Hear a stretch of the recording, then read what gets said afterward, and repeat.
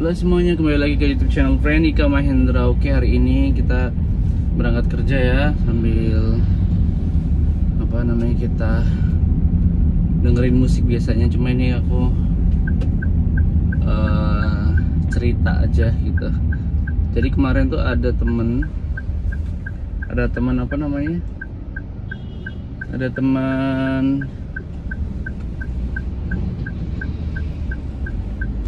yang curhat gitu. Ada teman yang curhat terkait kehidupannya gitu.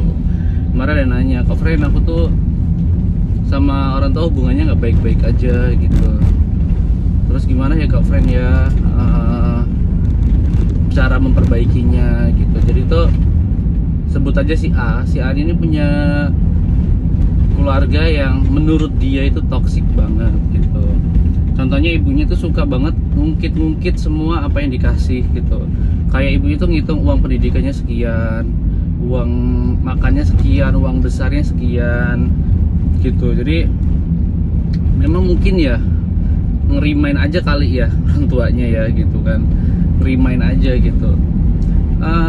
Tapi menurutku sih sebagai orang tua itu nggak pantas bilang gitu ke anak gitu, karena kan anak itu nggak milih dilahirkan oleh siapa gitu kan gitu, dan anak itu menjadi tanggung jawab orang tua gitu. Jadi ngasih makan, nyekolahin tuh ya udah kewajiban orang tua gitu. Kalau nggak mau kayak gitu nggak usah jadi orang tua, nggak usah nikah, nggak usah punya anak gitu aja.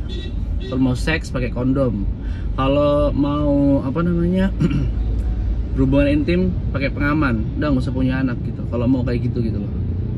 Kalau memang pingin punya anak, ia menanggung semua kewajibannya gitu, dari makan, pendidikan, mentalnya gitu, jangan sampai rusak gitu. Karena aku ngelihat orang yang curhat ini nih, secara psikologi tuh mentalnya udah berat banget gitu. Dia pernah dilempar meja sama bapaknya sampai benjol.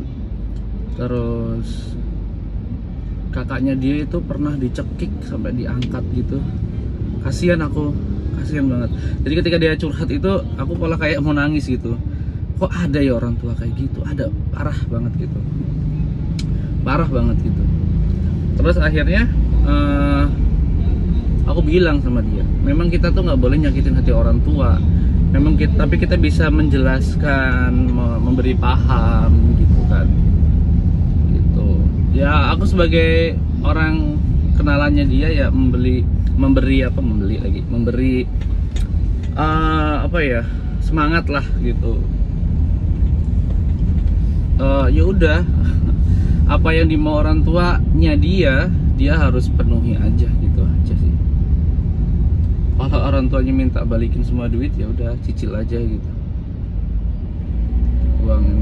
Cuma menurutku tuh aku jarang sih nemuin case kayak gini gitu kan. Kadang bisa aja anak yang nakal, yang pakai narkoba, seks bebas segala macam kan, biasanya ada yang curhat kayak gitu juga, ingin memperbaiki diri. Ini beda, ini kondisinya dimana anak ini tekanan mental dari kecil, ada kekerasan juga dari kecil, itu yang membuat psikologi dia kayak terganggu gitu.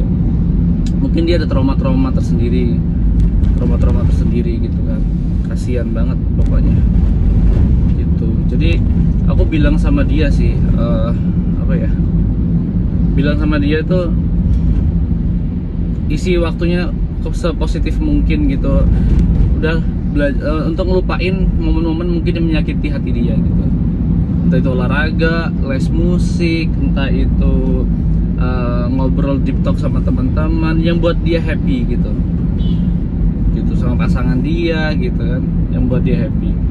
Udah nggak usah mikirin yang yang menyakiti dia gitu. Itu yang bisa aku katakan ke dia gitu. Karena nggak bisa bantu banyak gitu, karena memang kondisinya udah sedemikian rupa ya, parah banget. Dan dia sekarang umurnya 28 tahun. Nah 28 tahun itu udah nggak mudah sebenarnya kan gitu. Masih punya tekanan mental yang cukup tinggi gitu kan.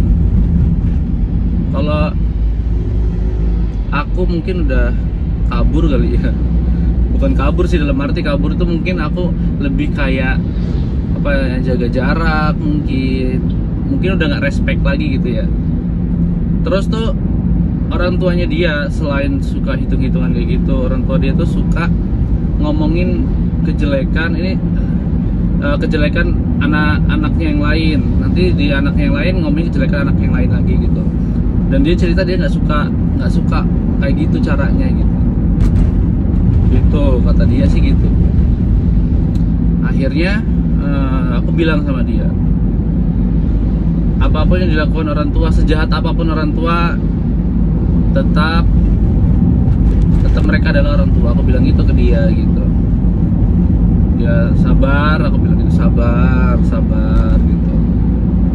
Gitu sih. Hidup kan cuma sebentar, aku bilang gitu. Hidup kan cuma sebentar gitu. Udah sabar gitu.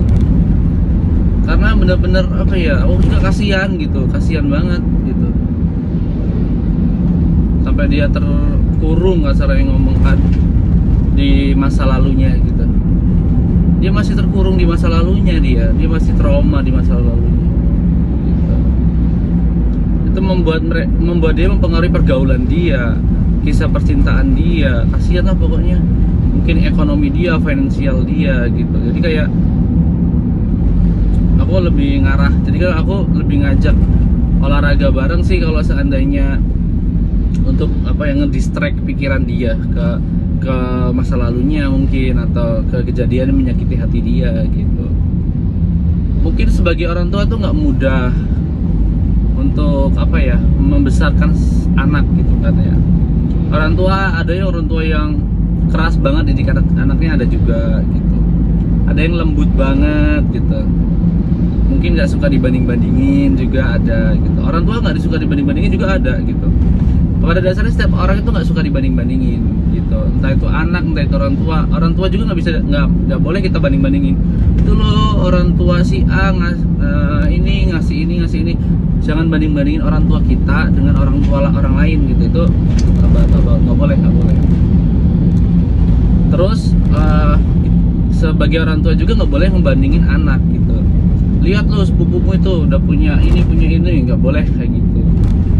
Atau lihat lo temanmu itu udah jadi direktur di perusahaan internasional gitu. Contohnya kayak gitu.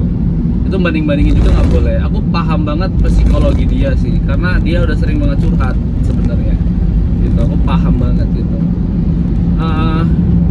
Aku berdoa aja sih semoga dia selalu sabar, karena kan ya namanya beda zaman sama orang tuanya dia gitu kan.